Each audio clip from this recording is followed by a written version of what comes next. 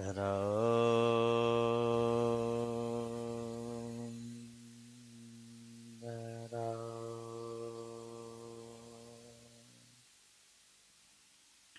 राम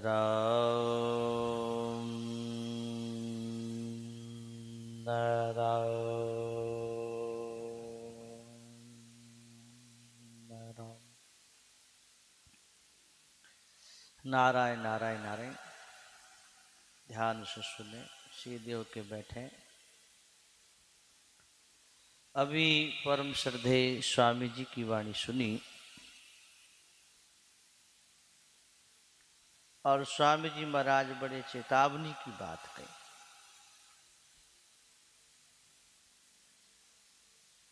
कि परमात्मा की प्राप्ति स्वतः स्वाभाविक है और परमात्मा की प्राप्ति के सब अधिकारी हैं, मौलिक अधिकार है।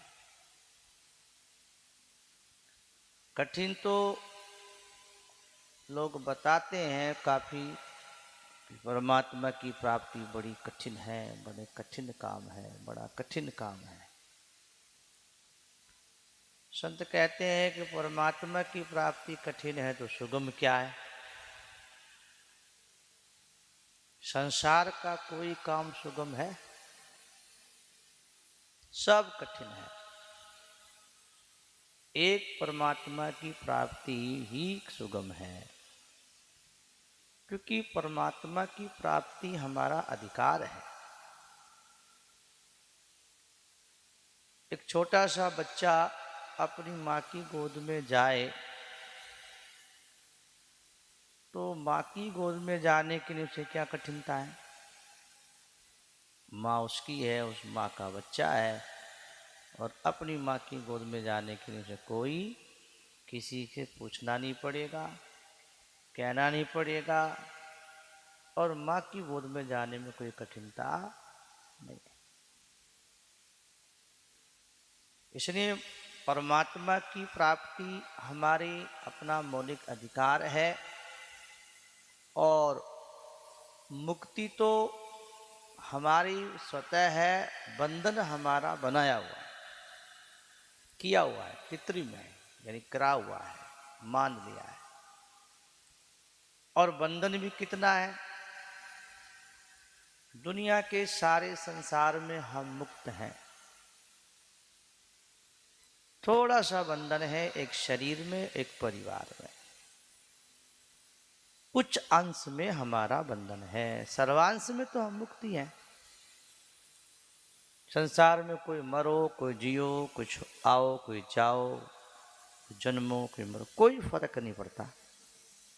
कोई घाटा हो, नफा हो, कोई उजड़े, कोई बसे, कोई प्रलय हो, महाप्रलय हो, स्वर्ग हो, विसर्ग, कोई फर्क नहीं पड़ता। लेकिन फर्क कहाँ पड़ता है कि जब हमारे घर में, परिवार में, शरीर में कोई दिक्कत आती है तब फर्क पड़ता है। ये मर गया, वो जन्म गया, ये शरीर में हो गया, वो शरीर में हो गया। तो बंधन कितना हुआ? थोड़ा सा, एकदम थोड़ा सा बंधन है। जिस शरीर में रहते हैं और जिस परिवार में रहते, उतना ही बंधन है। और उतना बंधन में कितना बंधन है? मैं और मेरा, और कुछ नहीं है। उस शरीर में, परिवार में भी किसने अंश में बंधन है? मैं और मेरा। ये मैं हूं और ये मेरा है, बस। और समेट के लिए आए तो मैं और मेरे का ही बंधन है। और मैं और मेरे को देखो गौर से तो केवल माना हुआ है, केवल मान्यता। कैसी मान्यता? जैसे एक दृष्टांत आता है, संतों में कहीं सुना है हमने कि पहले जमाने में 40 साल 30 साल पहले लोग ऊंट लेके जाते थे मेले में। सैकड़ों ऊंट मेले में जाते थे। तो लंबी यात्रा होती तो दूर पड़ता तो रात हो जाती तो कहीं डेरा डाल देते, सबे चलेंगे, रात को रुकेंगे। तो लकड़ी के खूंटे गाड़ के ऊंट बांधते अब कोई ऊंट ज्यादा हो गया तो खूंटा कम है ही नहीं, तो कहते हैं कि उसके सामने रस्सी घुमा के डाल देते तो ऊंट सोचता मैं बंध गया, यूं घुमाई और डाल दी, वो सोचता अब मैं बंध गया। अब वहीं रहता है, वहीं बैठता है, वहीं पीता है, वहीं खाता है, वहीं बैठा रहता है। सवेरा हुआ, सारे ऊंट खोल दिए, चल दिए। अब वो वहीं खड़ा है और कह रहा हमें भी खोलो। खोलने का तो खोला हुआ तो है ही, खूंटा तो है ही नहीं, लेकिन वो मान लिया मैं बंधा हुआ हूं, मुझे भी खोलो। और दोबारा रस्सी घुमाई उल्टी, अब वो मानता मैं बंद, खुल गया। तो खुल क्या गया, वो तो खुला हुआ ही था, केवल मान रखा था। ऐसी हमारा भी बंधन है, हम तो खुले हुए ही हैं, मान रखा, हमारी मान्यता ही बंधन है। क्या कभी पूर्णिमा की रात्रि और मावस की रात्रि का मेल हो सकता है? पूर्णिमा की रात्रि में प्रकाश हो जाता है और मावस की काली रात होती है, तो प्रकाश के सामने अंधेरा टिक नहीं सकता। ऐसी आत्मा परमात्मा का अंश है और शरीर संसार एक अलग है। आत्मा प्रकाश है, संसार अंधेरा है, अंधेरे और प्रकाश का संबंध नहीं होता। प्रकाश के आते अंधेरा भाग जाता है, लेकिन हमने मान रखा है, सत्संग के द्वारा हम इस मान्यता को समझें और इसको बदलें। परमात्मा की प्राप्ति करने का मतलब क्या है? संसार को जो पकड़ के रखा है उसको छोड़ना है। परमात्मा तो अभी है, यही है, अभी हम भी हैं, फिर बंधन का फिर दूरी कहाँ है?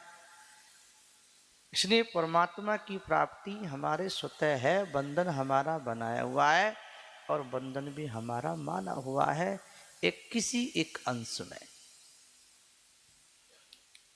तो परमात्मा की प्राप्ति के किसी एक अंश में हमारा बंधन है, तो उस बंधन को समझें और उसको तोड़ें, और हमसे नहीं छूटता है तो भगवान से प्रार्थना करें। रास्ते दो नहीं है, जान लो या फिर मान लो। जानने में बुद्धि लगानी पड़ेगी, दिमाग लगाना पड़ेगा, साधन करना पड़ेगा, तो मान लो और भगवान से पुकार कर लो। भगवान छुटा देते हैं, क्योंकि भगवान का भजन कभी व्यर्थ नहीं जाता। स्वामी जी की बात बताए हैं कि भगवान का भजन कभी व्यर्थ नहीं जाता। संसार का तो कितने कमा लो, अरबों कमा लो, खरबों कमा लो, करोड़ों कमा लो, व्यर्थ ही जाना है। नाशवान तो नाश ही करेगा, अविनाशी को भजिए रे। कितने कमा लो, उसका तो नाश ही होना है। नाशवान को कमा के नाश ही होना है। उस रुपये का भी नाश होना है और अपना भी नाश होना है। और भगवान का भजन थोड़ा भी कर लोगे तो वो उसका कभी नाश नहीं होता। दृष्टांत आता है बड़ा सुंदर। राजसी भरत थे, जिनके नाम से हमारे देश का नाम भारतवर्ष पड़ा है। लाखों वर्षों राज किया और फिर उन्हें वैराग हुआ, तो घर छोड़ के, राज छोड़ के नेपाल में गंडकी नदी किनारे भजन करने गए। शालिग्राम भगवान की सेवा पूजा करते, कथा भागवत में आती है। लेकिन उनका एक हिरण के बच्चे से मोह हो गया, और जब मरे तो हिरण के बच्चे की याद में मरे, तो अंतमति सोगति हो गई। तो अंतमति तो सोगति हो गई, लेकिन भजन का नाश नहीं हुआ। शरीर हीन का मिलने पर भी उन्हें स्मृति रह गई, ये ज्ञान रह गया कि मैंने एक हिरण के बच्चे से मोह किया था, तो मुझे हिरण बनना पड़ा। अब सावधान रहेंगे, अब मोह नहीं करेंगे। तो इसका अर्थ है कि पशु के शरीर में जाने पर भी उन्हें भगवान की प्रताप से स्मृति थी। इसका मतलब है भगवान के भजन का कभी नाश नहीं होता। जितने अंश में नाम लिया है, साधन किया है, भजन किया है, नाश नहीं होता।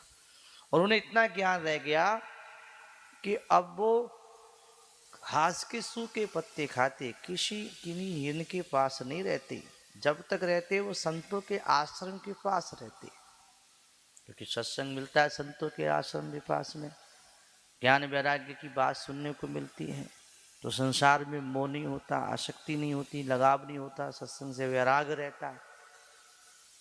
और फिर उस परमात्मा की याद में रहे, शरीर छोड़ करके अगले जन्म में जड़भज्जी बन गए, और वहां भी वो सावधान रहे। भजन ने तो पीछा नहीं छोड़ा, भजन ने तो साथ दिया, वहां भी सावधान रहे। भाई परिवार से कोई लेना देना नहीं। जड़ भरत का मतलब क्या है? कोई आओ कोई जाओ, कोई मरो कोई जियो, शरीर से कोई उन्हें लेना देना नहीं, आसक्त नहीं, एकदम असंग रहते। खड़े हैं तो खड़े और पड़े हैं तो पड़े। राजा रघुड़ को ज्ञान दे के उद्धार किया और अपना भी प्राप्ति परमात्मा की। तो स्वामी जी कहना चाहते हैं कि भगवान का जो भजन है वो जितना भी कर लेते हैं उसका नाश नहीं होता है, वो कहीं ना कहीं काम जरूर आता है। और संसार में हम जितना भी कमा लेते हैं, बना लेते हैं, खा लेते हैं, वो सब नाश ही नाश है। भगवान की प्राप्ति में, मुक्ति की प्राप्ति में सबसे बड़ी बाधा क्या है? सबसे बड़ी बाधा स्वामी जी बता रहे हैं दो बात। कितनी कितनी बात है? दो बात बताई। एक तो संग्रह करना और एक भोग भोगना। अब इसी काम में दोनों में लगे हैं लोग। कमाओ कमाओ कमाओ कमाओ, बैंक बैलेंस बढ़ाओ, मकान दुकान बनाओ, इकट्ठा हो जाए, फिर बैठे बैठे खाओ। संग्रह करो और खाओ, संग्रह करो और खाओ। भोग और संग्रह, भोग और संग्रह। कौवा होता ना, कौवा, ये संग्रह करने की वृत्ति तो कौवे में भी होती है, पक्षियों में, पशुओं में भी होती है। कागला क्या करता है? रोटी चुरा के लाता है, और जितनी खाता उतनी तो खाता, बाकी वो कचरे के दबा के रख देता है घास फूस में। कल खाएंगे, आगे खा लेंगे। तो स्वामी जी कहते हैं भाई, संग्रह करने की वृत्ति तो पक्षियों में भी होती है, पशुओं में भी होती है, महानता कहाँ हुई? जिसने मुंह दिया है, पेट दिया है, दांत दिए हैं, तो क्या वो खाने नहीं देगा? और वही देता है, वही दे रहा है। इसलिए संग्रह को छोड़ो, कितना भी कमा लो, क्या काम आया? संग्रह करो भगवान के भजन का, नाम का, कीर्तन का, सत्संग का। ये पूंजी अविनाशी है, ये पूंजी साथ चलेगी, ये पूंजी काम आएगी। दो व्यक्ति को अगर हम छोड़ दें तो बहुत जल्दी हमारा कल्याण हो सकता है। संग्रह और भोग भोगना, इसी में हमारी मनवृत्ति जा रही है। तो जैसे एक छोटा सा बच्चा अपनी माँ की गोद में जाने के लिए किसी से नहीं पूछता है और खट माँ की गोद में बैठ जाता है, क्योंकि वो माँ मेरी है, उसका अधिकार है, वो उसको अपना मानता है। ऐसी भगवान की गोद में जाने के लिए किसी की और पूछने की आवश्यकता नहीं है। भगवान हमारे हैं, हम भगवान के हैं, भगवान हमारे अपने हैं, संसार हमारा अपना नहीं है, ये सब पराया है। और पराये में रहोगे तो पराधीन रहोगे। और संतों ने कहा कि पराधीन सपनों सुख नहीं। पराधीन आदमी को सपने में भी सुख नहीं होता, सपने में भी पराधीन आदमी को सुख नहीं होता। इसलिए स्वाधीन हो जाए, स्वतंत्र हो जाए। स्वतंत्रता यही है कि मैं भगवान का हूँ और भगवान मेरे, संसार हमारा नहीं है। ये बात स्वामी जी बताए हैं। अब 6 बज गया, क्या करना बताओ? 6 तक के कार्यक्रम है जी प्रार्थना का, बस इसके ज़्यादा नहीं बोलेंगे। कितने बोल लो, रहना तो वही है। मानोगे तो एक ही मान लोगे, नहीं मानोगे तो सैकड़ों सुनाओ तो भी खुद नहीं मानो। तो प्रभात फेरी निकालनी है कि कौन कौन चलेगा फेरी में? बोलो, हिम्मत है? सारी रोज जाते हैं इतने?